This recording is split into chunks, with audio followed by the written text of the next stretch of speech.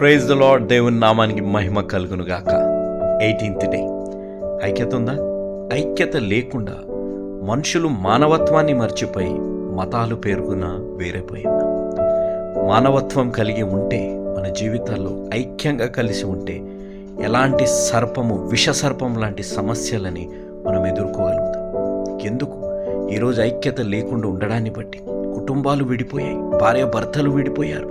వారి మధ్య విషసర్పం లాంటి భేదాభిప్రాయాలు, మనసుపర్దాలు, చెవులు నింపే లాంటి మనుషులని ఐక్యంగా ఎదుర్కోలేకపోతున్నాం. ఎందుకంటే ఆ సర్పాల వల్ల మన జీవితాల్లో ఐక్యాన్ని కోల్పోతున్నాం. ఈ వీడియోని చూడండి ఒక్కసారి.